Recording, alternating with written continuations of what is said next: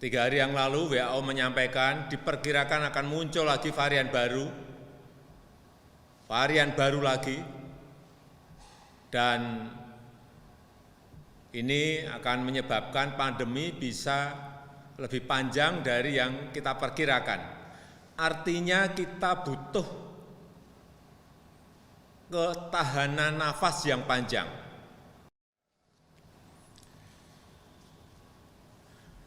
Yang saya hormati Bapak Wakil Presiden, Bapak Ibu dan saudara-saudara yang saya hormati, akhir dari pandemi ini belum bisa diprediksi. Setelah varian pertama, kemudian datang varian Delta. 3 hari yang lalu WHO menyampaikan diperkirakan akan muncul lagi varian baru lagi, dan ini akan menyebabkan pandemi bisa lebih panjang dari yang kita perkirakan. Artinya kita butuh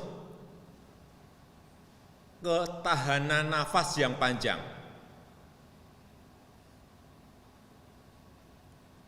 Oleh sebab itu, saya minta kepada gubernur, bupati, wali kota yang didukung oleh seluruh jajaran Forkominda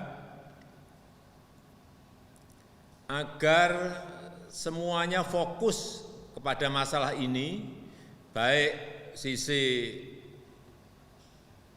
COVID-nya maupun sisi ekonomi, dan manajemen serta pengorganisasian adalah kunci. Dan saya minta semua mesin organisasi dijalankan dengan sebaik-baiknya. Kita membutuhkan kepemimpinan lapangan yang kuat untuk menghadapi pandemi sekarang ini. Kepemimpinan yang paham lapangan, yang bisa bergerak cepat dan responsif. Dan kepemimpinan lapangan ini harus kuat di semua level pemerintahan, dari level atas sampai level kecamatan, tingkat kelurahan dan desa.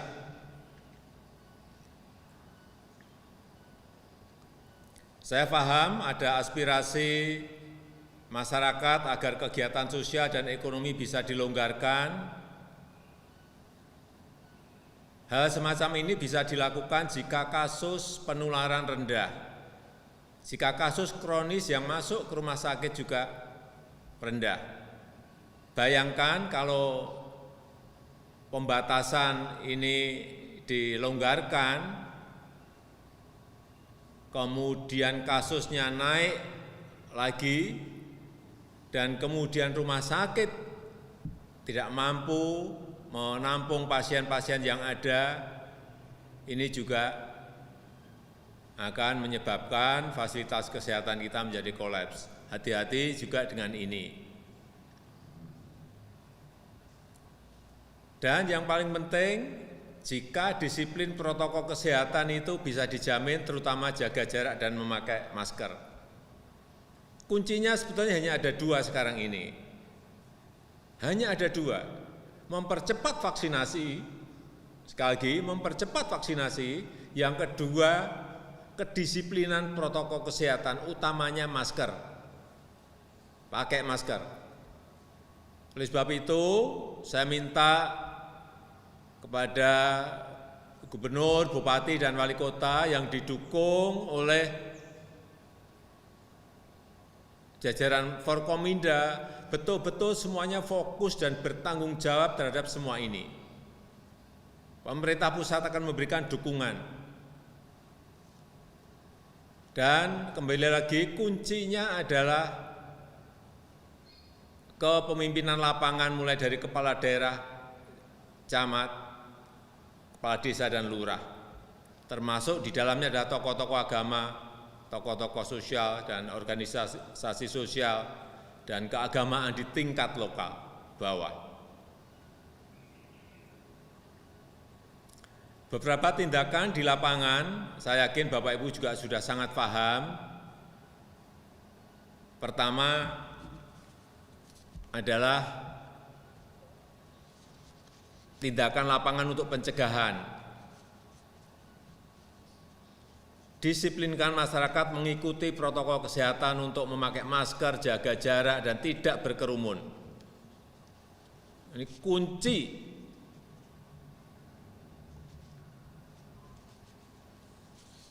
Dan masyarakat juga harus tahu cara mendeteksi dini tertular COVID, kemudian kemana memperoleh obat dan kemana berkonsultasi.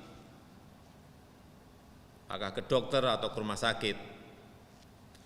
Kemudian yang penting yang juga ingin saya sampaikan, penyiapan rumah isolasi, terutama untuk yang bergejala ringan. Kalau bisa ini sampai di tingkat kelurahan atau desa, ini akan lebih baik. Kalau tidak, paling tidak ada isolasi terpusat di tingkat kecamatan, terutama ini untuk kawasan-kawasan yang padat, utamanya di kota-kota. Ini harus ada, karena cek lapangan yang saya lakukan untuk kawasan-kawasan padat, 3x3 dihuni oleh 4 orang.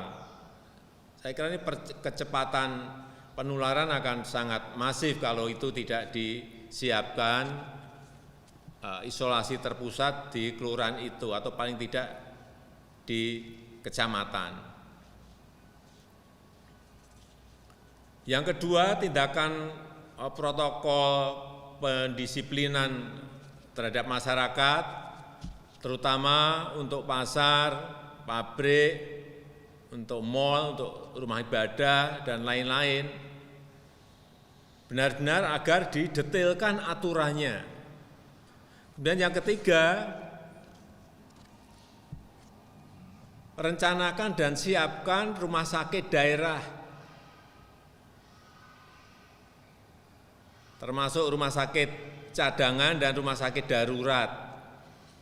Ini harus ada antisipasi terlebih dahulu, paling tidak kita memiliki di dalam perencanaan itu bagaimana kalau rumah sakit itu penuh. Jangan sudah penuh baru menyiapkan, akan terlambat. Saya minta terutama untuk urusan rumah sakit agar kita semuanya betul-betul cek betul, kontrol lapangan, cek obatnya di rumah sakit, siap atau tidak, untuk berapa hari, untuk berapa minggu, atau untuk berapa bulan. Kontrol dan cek oksigennya, siap enggak untuk berapa hari atau berapa bulan. Cek juga kapasitas bornya, karena masih banyak sebetulnya kapasitas rumah sakit yang bisa dinaikkan untuk COVID.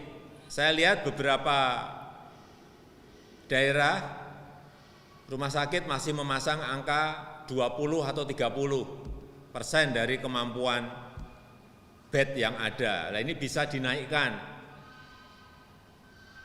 bisa 40 atau seperti di DKI sampai ke 50 yang didedikasikan kepada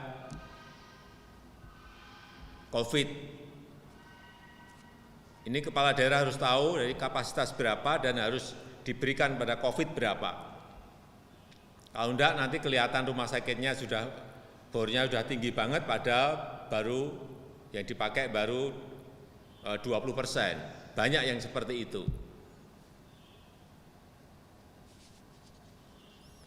Yang keempat, tindakan lapangan berikutnya adalah percepatan bantuan sosial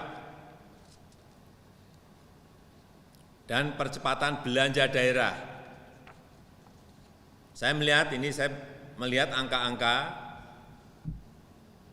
ini yang berkaitan dengan dana UMKM, dana bantuan sosial, dana desa.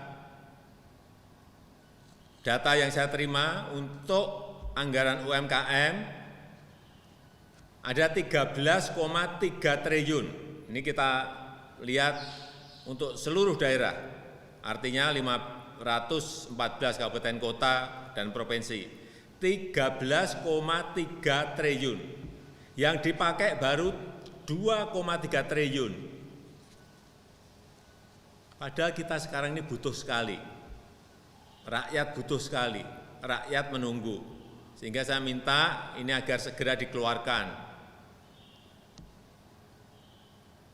Perlindungan sosial, Perlinsos, ada anggaran 12, di catatan saya 12,1 triliun. Realisasi juga baru 2,3 triliun. Belum ada 20% semuanya. Pada rakyat menunggu ini. Kemudian juga dana desa.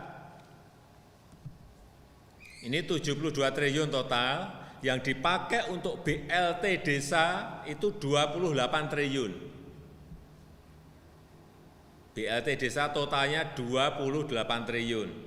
Tetapi yang realisasi, yang dipakai baru 5,6 triliun. Juga kurang dari 25%. Ini yang saya minta semuanya dipercepat. Sekali lagi, dengan kondisi seperti ini, percepatan anggaran sangat dinanti oleh masyarakat. Saya rasa itu yang bisa saya sampaikan pada kesempatan yang baik ini. Bapak Ibu sekalian, saya ingin mengucapkan terima kasih yang sebesar-besarnya atas kerja keras kita semuanya, tetapi sekali lagi saya minta kepemimpinan di lapangan yang kuat itu betul-betul kita munculkan agar rakyat tahu bahwa kita berada di kanan kiri mereka. Saya rasa itu yang bisa saya sampaikan. Terima kasih. Wassalamualaikum warahmatullahi wabarakatuh.